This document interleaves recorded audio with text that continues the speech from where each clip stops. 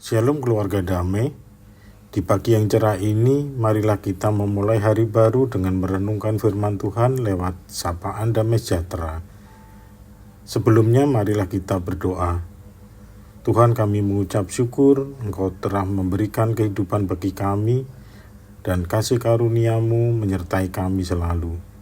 Kami mengucap syukur untuk sinar matahari, kesehatan, dan nafas atas udara segar yang kami terima. Dan kami berdoa Engkau menyertai kami untuk merenungkan firman-Mu sebagai dasar menjalani kehidupan kami.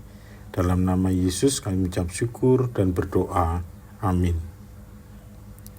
Firman Tuhan yang mendasari Samas pagi ini diambil dari Filipi 3 ayat 13 sampai 14 yang berbunyi demikian. Saudara-saudara, aku sendiri tidak menganggap bahwa aku telah menangkapnya, tetapi ini yang kulakukan. Aku melupakan apa yang telah di belakangku dan mengarahkan diri kepada apa yang di hadapanku, dan berlari-lari kepada tujuan untuk memperoleh hadiah, yaitu panggilan surgawi dari Allah dalam Kristus Yesus. Saudara yang terkasih dalam Kristus, dari kedua ayat itu kita bisa menemukan beberapa hal dalam firman Tuhan yang mengajarkan kita untuk melihat yang pernah terjadi di dalam kehidupan kita.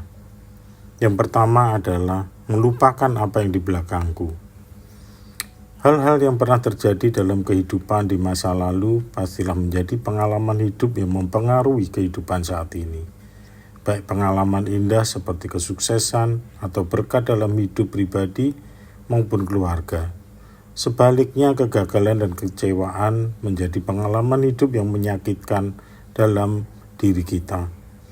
Bagi banyak orang, kondisi hidupnya saat ini adalah hasil atau dampak dari apa yang dilakukannya di masa lalu.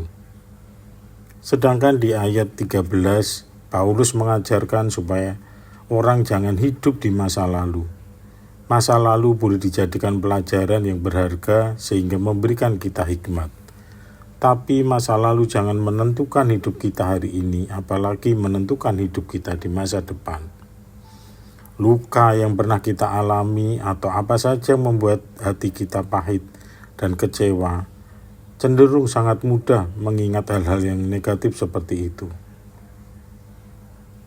daripada hal-hal yang positif, yang baik yang pernah kita alami. Bahkan pengalaman negatif itu memberikan trauma yang dalam, sementara Tuhan menghendaki kita hidup dalam kasih dan kemenangan.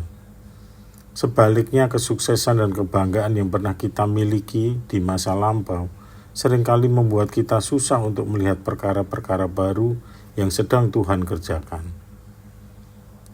Hal kedua adalah fokus ke depan dan berlari mengejar panggilannya. Ayat 14 mengajarkan kita untuk mengarahkan diri kepada apa yang di depan. Artinya saat kita menjalani hidup haruslah berfokus kepada tujuan yang ada di hadapan kita, termasuk tujuan dan harapan yang hendak dicapai itulah yang menjadi perhatian kita.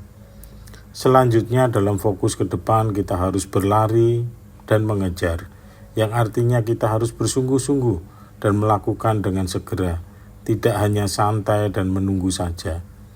Berlari juga berarti untuk membayar harga dengan mengorbankan segenap hati, pikiran, tenaga, dan segala yang dimiliki agar tujuan akhir tercapai.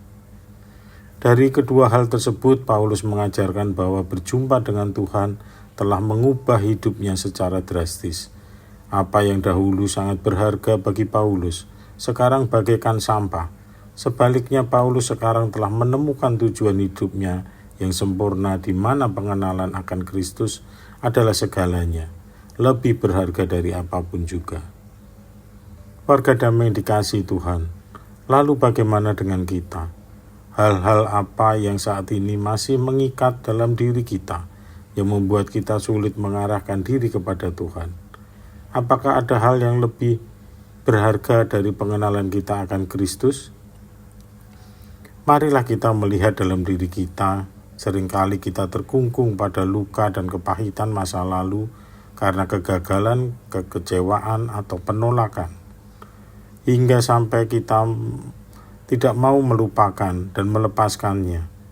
Dan ketika kita masih menggenggamnya, maka seluruh hidup kita didasari oleh masa lalu yang kelam itu.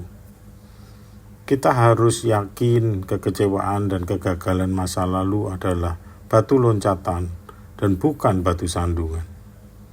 Sebaliknya, jika kita bermegah pada kesuksesan dan pujian di masa lalu, bisa juga menghalangi fokus kita kepada masa depan.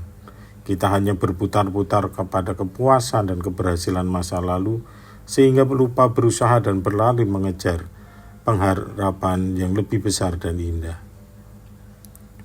Keluarga damai di dalam Tuhan. Kalau Yesus adalah Tuhan dan Juru Selamat untuk hidup kita, maka Kristuslah yang harus menjadi nomor satu dan menjadi tujuan dalam hidup kita.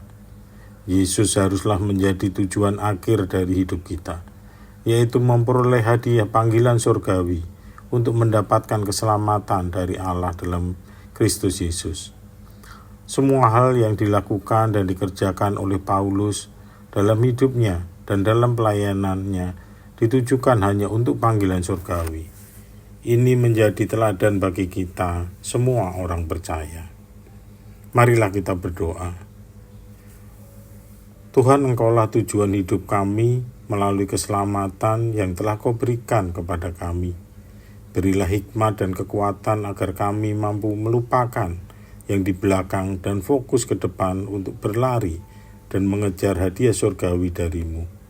Pakailah kami untuk melayani-Mu dan mewartakan hal ini kepada semua orang, sehingga semua orang turut percaya kepada-Mu. Dalam nama Yesus kami berdoa. Amin.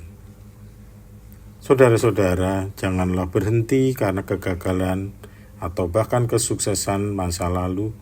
Taruhlah harapan dan kepercayaan kita kepada Tuhan. Bangkitlah dengan kekuatan baru dari Tuhan. Beranilah dan percayalah. Perjalanan kita bersama Yesus akan dipenuhi sukacita dan kemenangan.